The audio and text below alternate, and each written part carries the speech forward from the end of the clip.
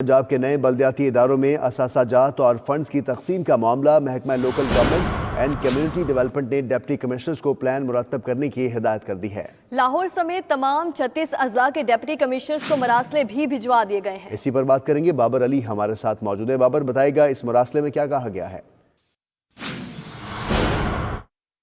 جی، نئے بلدیاتی نظام کے نفاذ میں مزید پیش رفت ہوئی ہے۔ محکمہ local government and community development Punjab کی جانب سے غیر فعال ہونے والے بلدیاتی اداروں کے اثاثہ جات اور فنڈز کی تقسیم کے لیے ڈپٹی کمشنرز کو ہدایات جاری کر دی گئی ہیں۔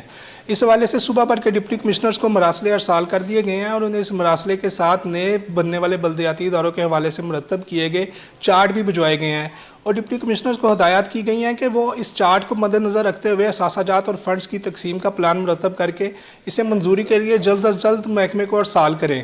ڈپٹی کمشنرز کو جو چارٹ بھجوائے گئے ہیں، اس میں نئے بلدیاتی اداروں کی پاپولیشن وائز اور ایریا وائز تفصیلات شامل ہیں تاکہ اثاثہ جات اور فنڈز کی تقسیم کا عمل منصفانہ ہو سکے۔ جی